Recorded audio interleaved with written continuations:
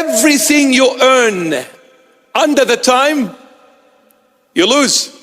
Everything you earn above the time by the grace of the Lord, you gain forever.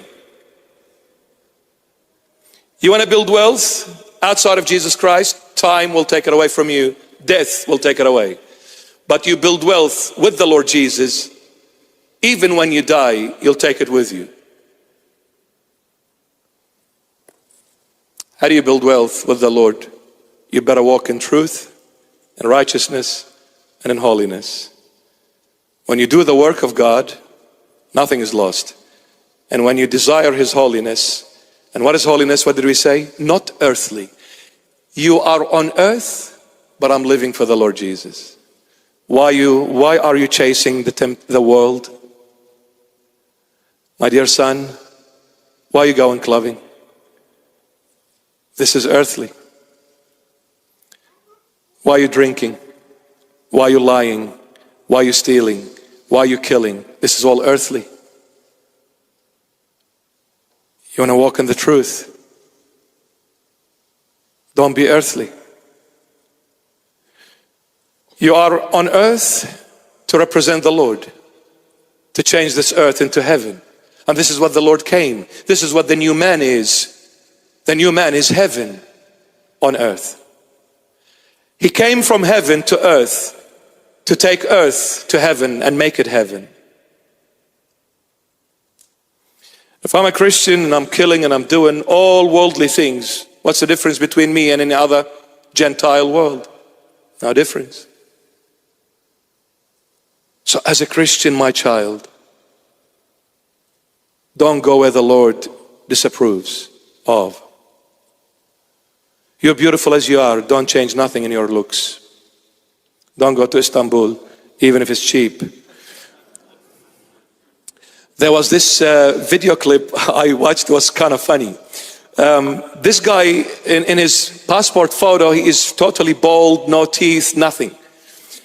So he's coming through customs. The custom officer is looking at the passport photo and looking at the person before them. This person has got beautiful hair all the way to the shoulders, beautiful shiny white teeth. They said, "Is this you?" He said, "Yes." "Where did you come from?" He said, "Turkey." "I've been to Turkey. Full hair transplant and teeth and everything in 1 week." And that's dangerous. Yes, so don't change nothing. If you're bold, stay as you are, but be bold for the Lord Jesus. And if you have no teeth, let the Lord Jesus be your teeth. And if you have no looks, it doesn't matter what people think of you. Let Jesus see who you are. What does it benefit a man if he gains the whole world and then loses himself? Seek the Lord Jesus. Parents, make the Lord your foundation.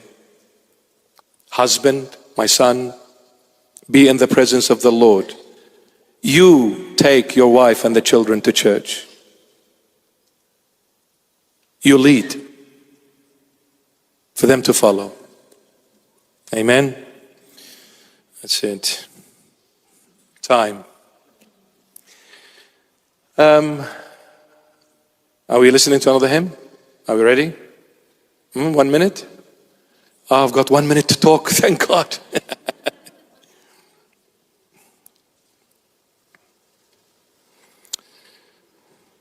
I've run out of jokes. I need new jokes, please. But all, G, general, like nothing 15, M15, whatever, M, whatever they are, rating. I don't want those naughty jokes. I just want some general ones.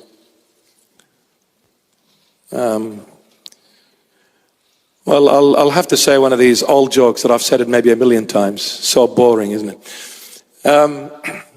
This joke is about, actually, yes. To our beloved Indian people. I love my Indian people. Acha, acha, beautiful.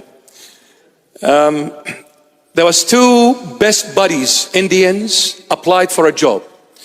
So they went to the interview with another 498. There was 500 in total who have applied for the same job. You know, it's India, 1.4 billion people. It's normal to have 500 people. You should have 500,000 people applying for the same job. Anyway, so they went to the interview. The irony of this joke is to say to us all, what happens when you tell half the truth? Half the truth is kind of dangerous. So anyway, one of the friends walks into the interview room. The interviewer starts asking him questions. He said, when did India receive its independence? He said, well, many things happened and a lot of things took place, and eventually in 1947. I said, very good. He said, who is the founding father of India? He said, it's not fair to mention one father because there were many fathers. I said, wow, profound answer. He said, how was the Indians' economic crisis being fixed? He said, well, the Prime Minister established a committee, they analyzed the situation and eventually fixed the problem. He said, your answers are spot on, perfect, you pass the test. But before I let you go out there, I want you to promise me one thing. He said, what is it, sir? He said, when you go out there, if anybody asks you for the questions, what were the questions? Do not give the questions, because I will be asking the 499 people out there the same questions. Will you promise me not to tell them the questions? He said, I promise you. With a hot curry. He goes out. His friend, best mate, runs to him. Come on, bro, tell me the questions. He said, I cannot. Tell me the questions. I cannot. He begged him for the questions, with no prevail. The other friend got fed up with his friend and he said, look, just get off my case. I'll tell you the answers and that's enough. He said, okay, better than nothing. Give me the answers. He said, the first answer is, many things happened. A lot of things took place eventually in 1947. The second answer is, it's not fair to mention one father because there were many fathers. And the third answer is, the Prime Minister established a committee and fixed the problem. Thank you, thank you. He goes into the interview. The interviewer is going through the application of this guy who just walked in, realized there are a few things missing and few things not right. He said, I don't seem to find your date of birth. When were you born? He said, many things happened and a lot of things took place eventually in 1947. He said, what's your father's name? He said, it's not fair to mention one. It is not fair to mention one father because there were many fathers. He said, your application needs fixing. He said, the Prime Minister established a committee and fixed the problem. You see what happens when you tell half the truth? It's even worse than telling nothing. Now let's listen to Eddie and Michelle. God bless.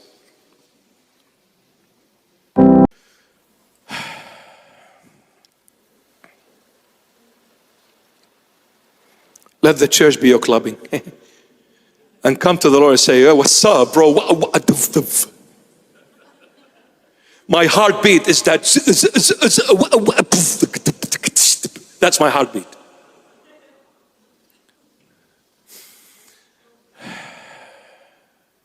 What clubbing, man? What Fairfield?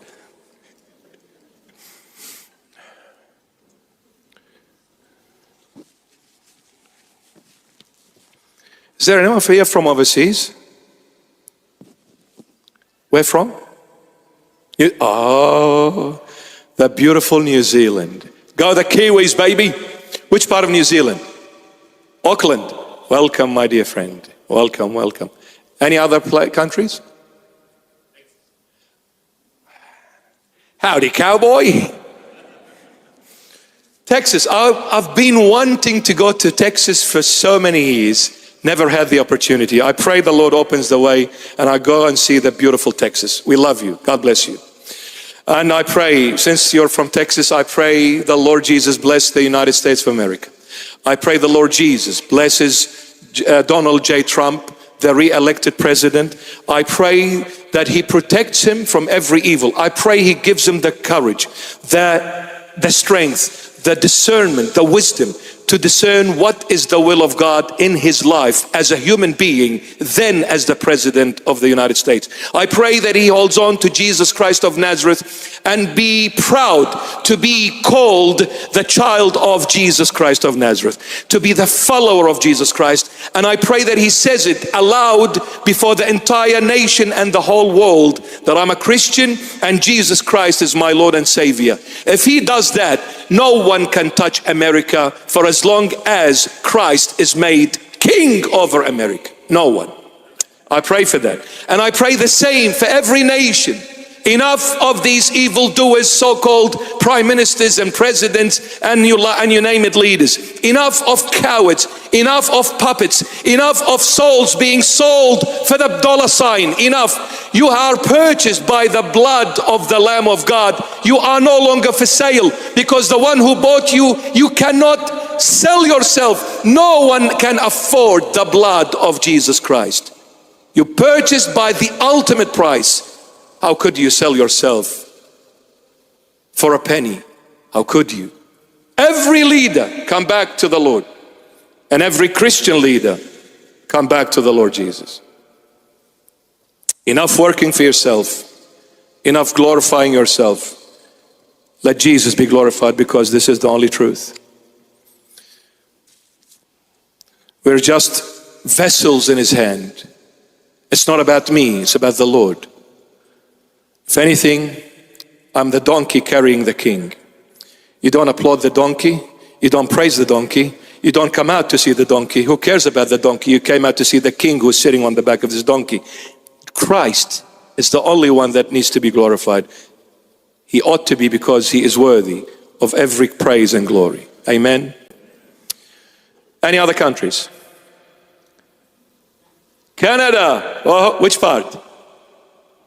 Ontario, Canada. Oh, I pray that I am in Canada this year. It's been a while now. I love Canada and the people of Canada.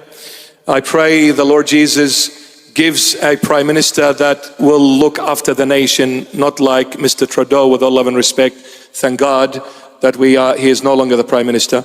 I pray the Lord brings someone that will honor the people of Canada and be loyal and faithful to Canada. I pray for that.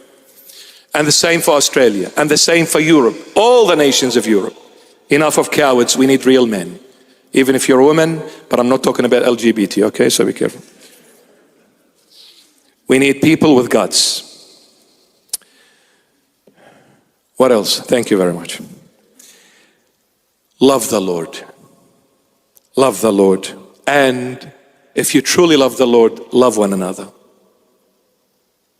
In this, the Lord said, the world will know you are my disciples. When you love one another, the world will know you belong to me.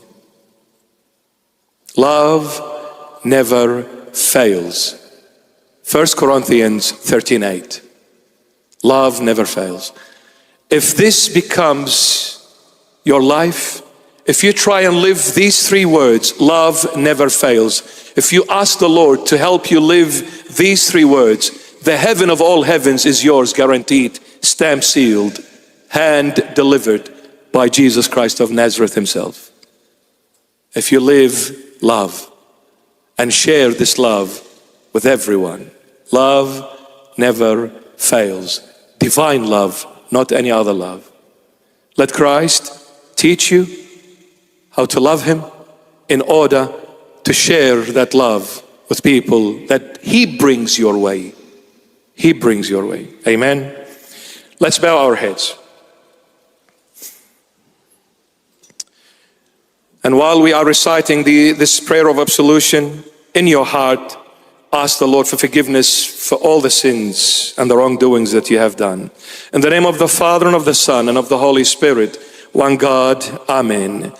Our good God and full of mercy, our good God and full of mercy, whose grace and mercy is poured upon all. Pour, my Lord, the compassion of the delightfulness of your love upon your servants, and again transform them in the hope of renewal to the life of repentance. Renew in them your Holy Spirit, by whom they are sealed for the day of salvation. Purify them by your compassion from all flesh and spiritual blemishes, and assure the hope of their faith by the aid of your grace, and instill the walks of their behavior in the paths of righteousness. Please them along with the saints in your kingdom by the assurance of the hope of their faith, in the adoption as your children, and in the joy of your absolving mysteries. Empower them by the aid of your mercies to observe your commandments and fulfill your will, to confess, worship, and praise your holy name, the Lord of all, Father and Son and Holy Spirit, forever. Amen. May the Lord Jesus forgive us our sins and make us worthy to come forth and receive him in the true body and the true blood of Christ. Amen. Very quick announcements and then we'll let you be. According to our church tradition and calendar, tomorrow, Monday the 13th, we are having a fasting period for 3 days in the veneration of our beloved Saint Zaya.